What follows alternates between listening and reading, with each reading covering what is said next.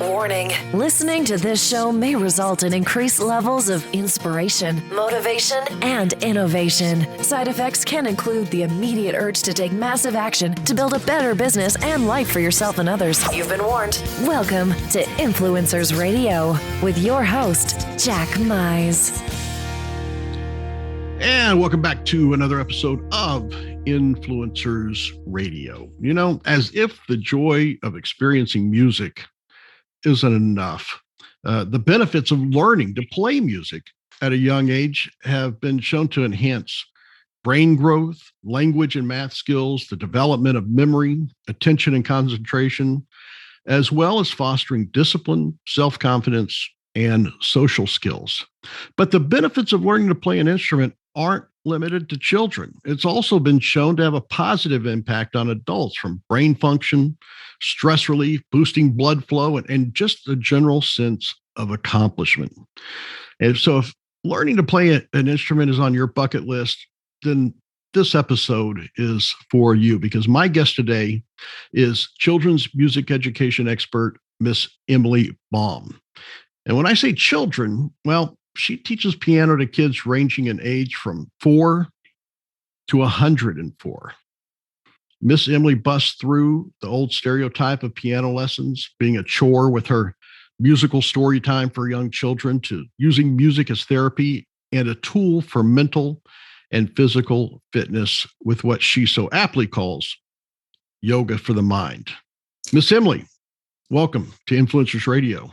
Thank you so much. It's a pleasure to be here today. Well, I'll tell you, this is just a really fun conversation I'm looking forward to because, one, you know, when you say you work with children 4 to 104, you know, I guess that's what music really does. It brings out the kid in all of us. Why is that? It sure does. It's something that we all enjoy, and especially music that uplifts us, moves us, goes deep into our soul, into our mind, into our body. And at any age, music is always a treat. And it's actually an uplifting tool that people of all ages can use to create a fun, wonderful space to enjoy something new or challenge their mind to do an activity that they haven't tried before.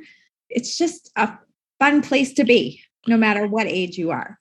Well, that's what I really want to get into today is, you know, you talk about challenge, you know, your mind, because I think that all of us can appreciate the, you know, being an audience of music, right? And watching it, listening to it, and understanding how important it is to our lives in so many different ways. But when we actually get into a participation side of it, that can be certainly intimidating. You know, maybe not as much for kids.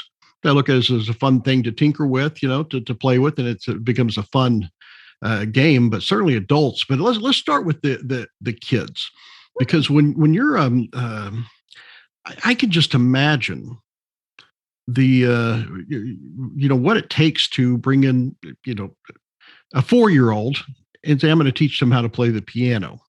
So, you know, how do you turn that into an interesting game? And, you know, just like some of the benefits I talked about at the top of the show, you know, do you see that actually evolve and progress as you're working with the younger kids?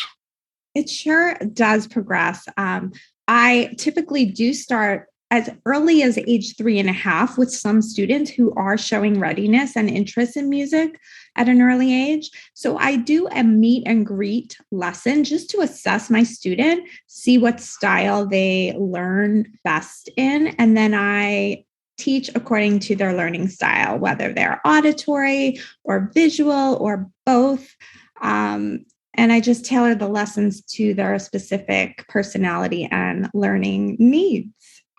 Well, and I think it's important to point out, you know, when you talk about those different, you know, modalities, the audio, you know, visual, that kind of thing, you have a background in teaching, not just a background, but a pretty well credentialed background in teaching. Can you Uh, share some of that just so we understand and really the foundation of where you're coming from with some of your unique programs.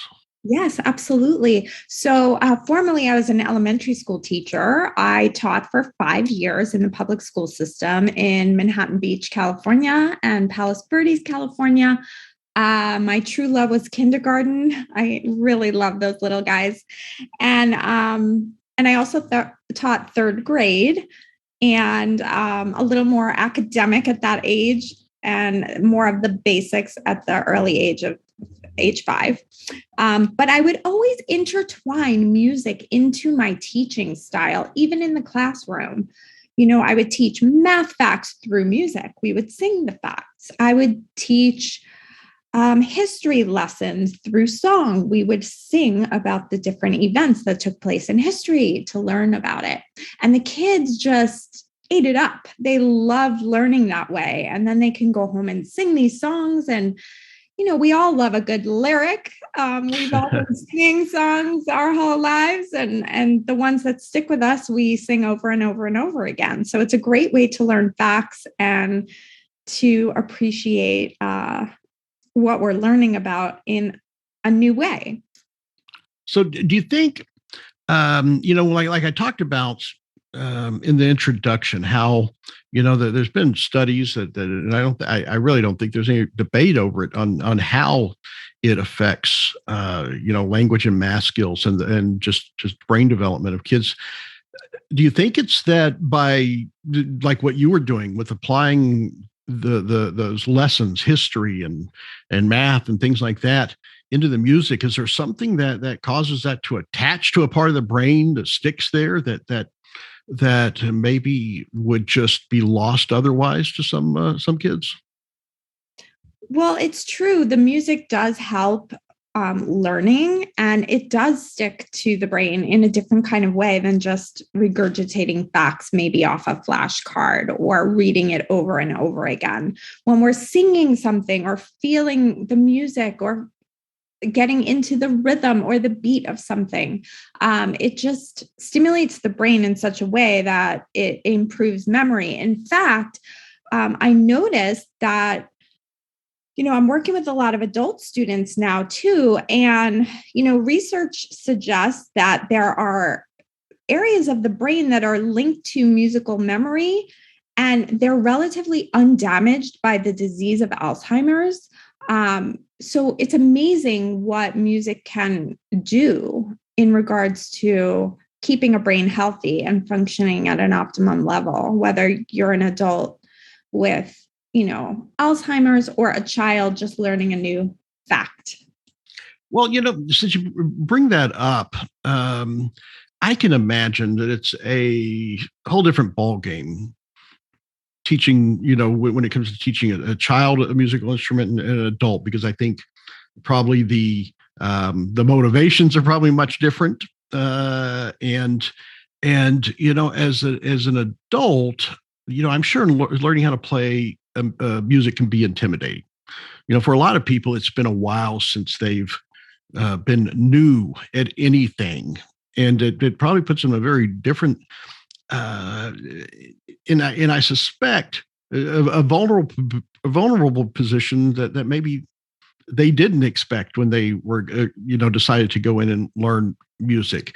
What is that like, when you're working with someone, an adult that is just, this has been on my bucket list, I want to do it, but I don't know if fear is the right word, but I guess it's a form of fear that they are coming in with. Can you talk a little bit about that? Sure. Well, we all have a little maybe fear or anticipation of what something new is going to be like, whether we're 4 years old or 84 years old. Coming into a new activity is always a little intimidating until we feel comfortable and get to know our teacher or feel comfortable with the environment. And my beautiful studio in downtown Hermosa Beach on Pier Avenue is a wonderful, inviting place for adults and children alike. Because when they step into my beachfront studio, it's like a breath of fresh air, no pun intended. They just enjoy the environment. It's a quiet, safe space where they can just kind of tune out the rest of the world, have a meditative session with me where we're just focusing on them and some private me time, so to speak, and just trying something new and fun, learning a new song, learning to read music, which is a language, by the way. So a lot of people come learning a new language, the language of music.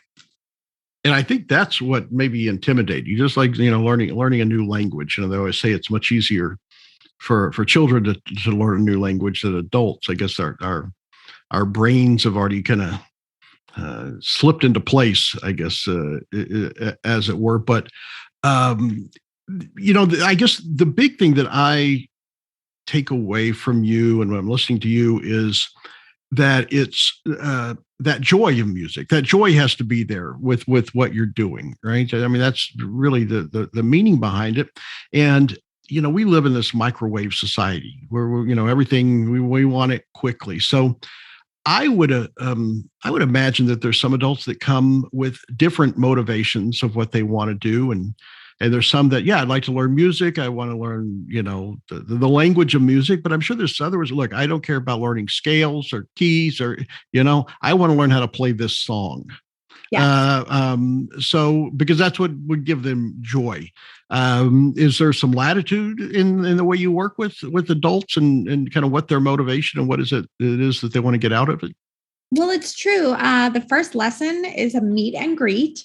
And that's where I get to know my student and their needs, their wants, their desires, and why they're coming into piano lessons at this time in their lives. And so we have a conversation about that. And I do tailor the lessons to their specific needs, although it's not best to just learn a song and come to piano and memorize a song. I try to give them some foundation and start with the basics so that they can walk away feeling like they can read music, even at an elementary level. And these basic skills will help them to achieve that song, that ultimate goal that they want to learn. Whereas other people are coming in just to sharpen their brain. And, I had one gentleman say, I'm getting older and I want to keep my brain sharp, no pun intended. And he was just so excited to learn how to read music and play songs. And he was even singing along, which was so fantastic. And he's in his late 70s. Oh, wow. And he's enjoying his lessons. He comes every week for 45 minutes and it's just really therapeutic for him. I think he enjoys just that time and space to do something musical. Well, and so you mentioned the word therapeutic, and I want to go because what you do goes so much deeper than here, hit the white key, hit the black key. When we talk about your programs, music is therapy, and even the way that you combine music with mental and physical fitness and what you describe as yoga for the mind, I think is just really a lot different than what people would immediately think about learning how to play the piano. Can you go into those kind of expanded programs that you have and kind of who they benefit and how they benefit? Yeah. So I use the term yoga for the mind because when we are doing yoga, and especially at my studio here in Hermosa Beach, there's a fantastic studio, Soho Yoga. In the heated space, we can only concentrate on the pose that we're doing and our breath.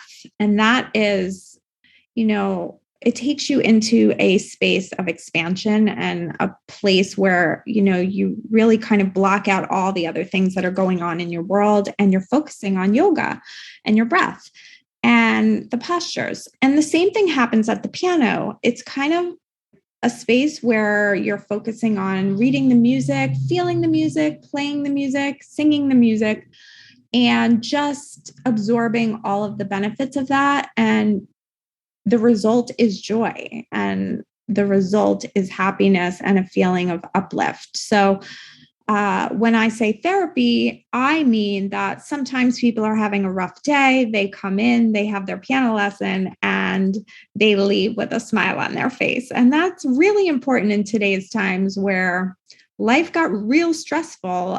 For 2 years there, we were doing FaceTime piano lessons and weren't able to even come into the studio due to the pandemic, unfortunately.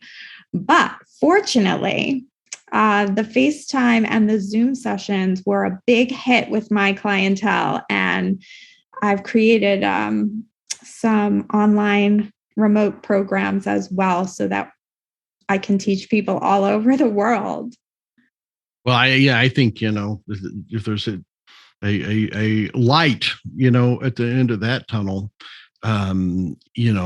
people being able to, that aren't right there in Hermosa Beach, right there where you're at, to be able to experience some of the stuff that you've come up with, because it really is, to me, revolutionary. Some of the ways that you use music to really impact people's lives in ways that they just probably didn't think about, how music could affect them. And I know music, I think everybody can agree that a music can change mood. Yes. Pretty quickly. But to be able to create that yourself by, sitting down and doing something is just very profound, I think, when people actually realize that this is coming out of me. Most people, I guess, that they know how to play the radio, right? but to actually be able to sit down at a piano and create or produce something that can change a mood or change, the way that they're feeling.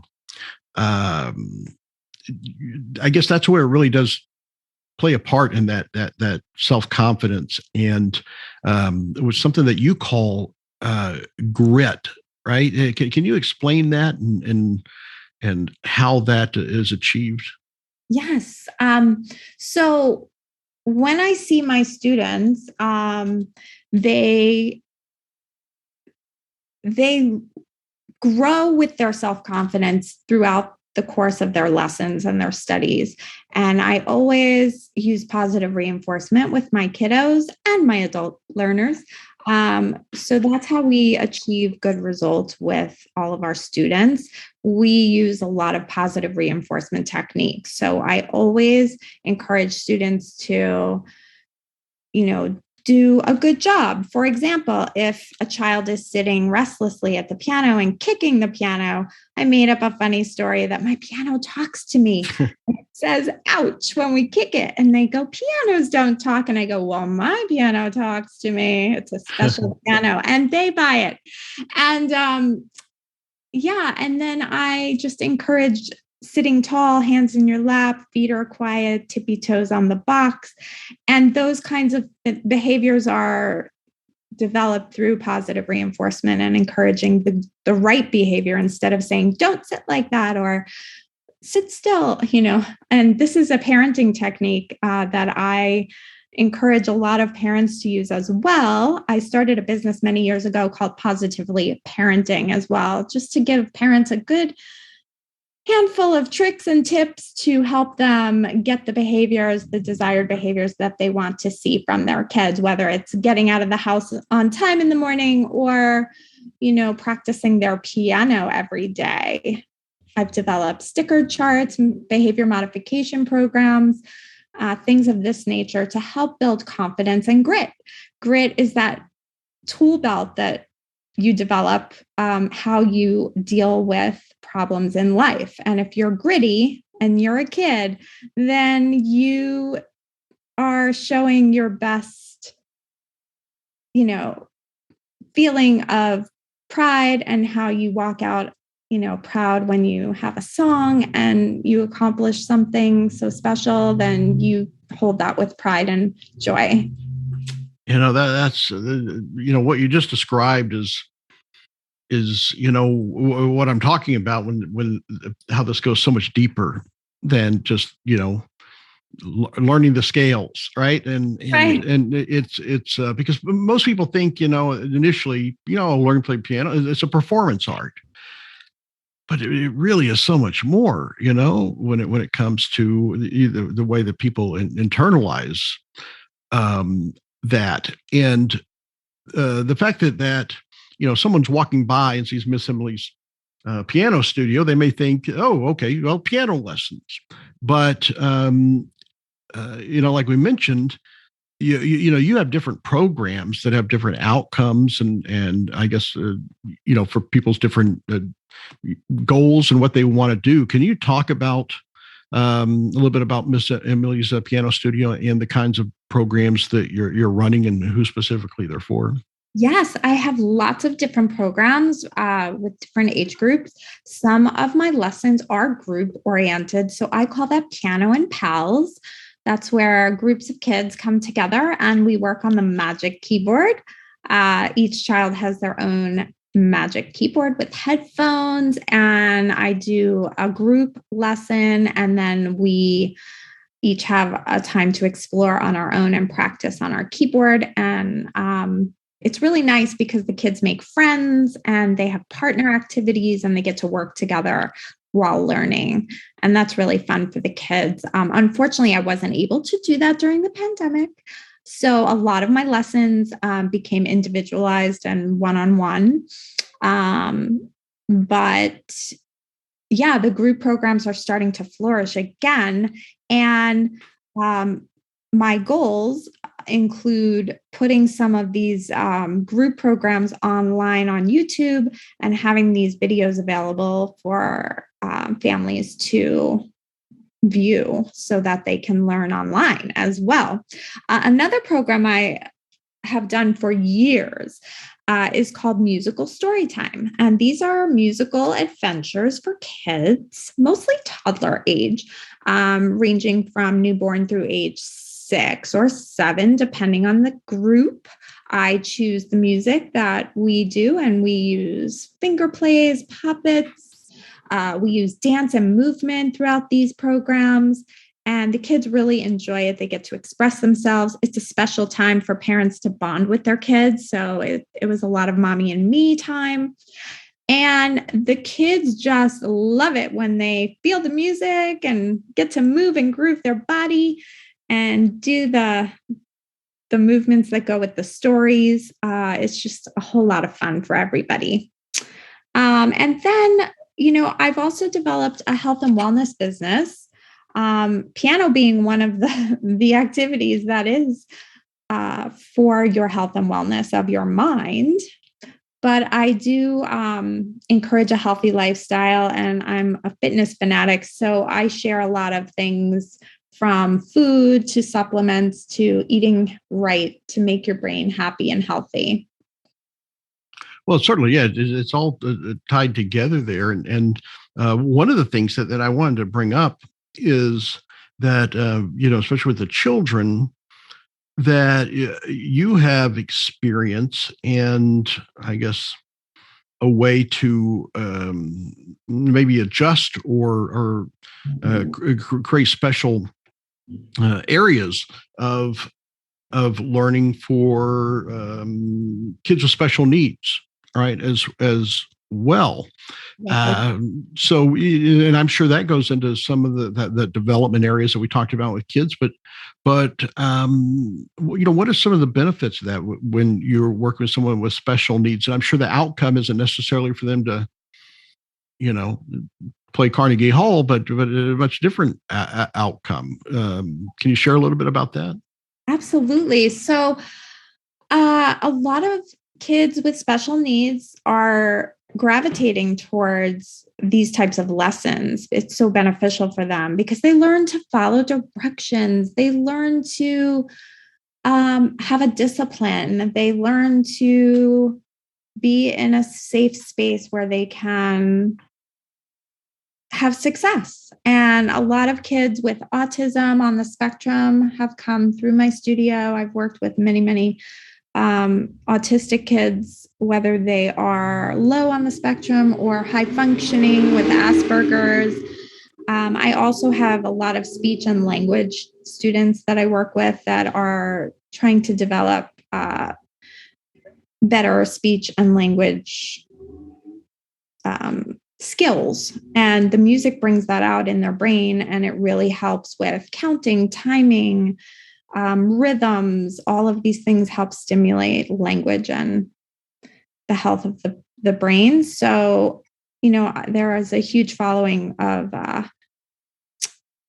special needs kids that come through, and it's been my pleasure to work with them. Yeah, I think, we've probably all seen different stories and in the news and about, especially with autism or somewhere there on the spectrum, that there seems to be a special connection with rhythms and patterns and things like that. Is that one of the big reasons or what hooks them and maybe gives them the ability to open up and expand kind of what they're doing or focusing on? Well, so playing the piano, it helps with like fine motor skills and gross motor skills. And, you're using your fingers to push the keys. We're counting, we're playing different rhythms. I have different rhythm instruments in my studio as well that I supplement the piano lessons with. I don't just have them sit for the full 30 minutes at the piano. If they're not capable of sitting that long, we kind of move through different stations as if I were teaching a kindergarten class and we're going through, different rotations and lessons throughout the room.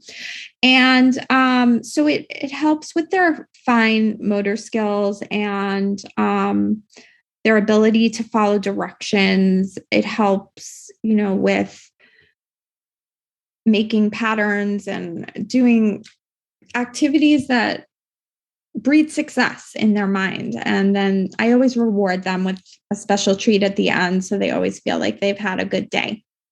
Well, I think that you just said it all when you said the breed success, and I think that's the ultimate outcome with a lot of this, whether it's a child learning, an adult learning. It's that success, that sense of accomplishment that I think is a big part of the joy that learning how to play an instrument can bring. I know we talked about your background as a teacher, and I'm sure that gives you a unique perspective with a lot of your students. But you certainly have a passion for what you do. I mean, it just comes through. So, I have to ask you, what is it that fuels that passion and led you to create what Miss Emily's Piano Studio is today? Oh, that's amazing. That's a great question. So I was always musical as a child. I took piano lessons starting at age 5, and I had 3 different teachers myself, and they were all uniquely different. One of them taught me the basics, which I prize my teaching techniques on her teaching techniques. They're almost very similar, almost very alike. And she taught me how to read music. And then I had another jazz teacher that kind of taught me how to improvise with chords in the left hand and jazzy stuff. That was super fun to play. And that was really neat. We did a lot of show tunes and things that we could sing along to. And then I had a Juilliard graduate, very strict piano teacher who made me cut my nails and had the ruler out kind of thing, the typical stereotype of the piano teacher. And often when people meet me, they go, "You're the piano teacher?" Because I'm childlike in a way. I think that's how I relate to kids so well. It brings out the youthful joy in all of us by being together. My personality is very, bubbly. And I think that's why everyone kind of enjoys coming to my studio. Even the adults, they kind of tap into their childlike self when they're there. And it creates that place where they can be vulnerable and learn something new. But back to your question of what motivated me to have the studio. I taught for 5 years, public school, love teaching kids. But there was a lot that went along with that job. And, teachers are, as we know, they have a big job. They have to take care of our, children's education. And there's a lot going on in the public realm. So I decided to go private and have my own music school and just focus on my niche, which is music and having fun. And I created this wonderful program, and it's just flourished ever since, and no turning back. Well, I can certainly say the fun in your personality is infectious, and I can see, how that's all part of the experience. And I think the unique experience of working with you and it just really, and then it's plays such a huge part in the act of learning. A lot of people don't realize that, that learning's not just step 1, step 2, step 3. It's the experience. And I think the experience that you bring to this has a huge impact on your students. So, I have to thank you for coming on today and sharing this information, because I think it really puts a spotlight on, or really opens up, the possibilities of what learning music can bring to people, in the form of not just joy, but just in that confidence and keeping the brain sharp, like you talked about. So how can people find out more about Miss Emily's piano studio and to get involved with some of the programs that you're offering? Well, I look forward to hearing from everybody. I have several ways to reach me. You can find me online at pianolessonsbyemily.com, or my new updated website, which is just getting launched. It's Miss Emily Baum, BAUM.com. MissEmilyBaum.com. I love the ring to that.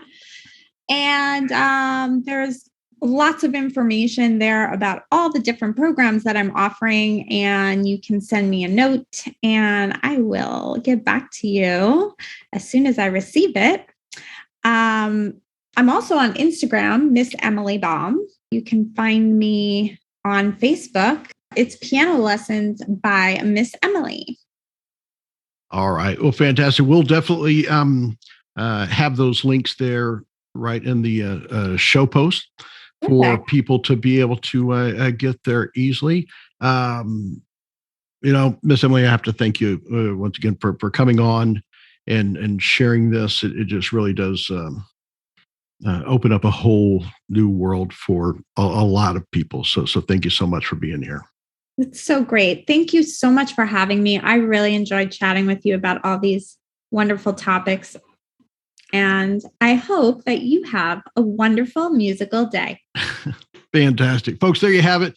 Definitely, if it's been on your bucket list or something that you've been thinking of, it really is never too late. Once again, check out Miss Emily Baum, MissEmilyBaum.com.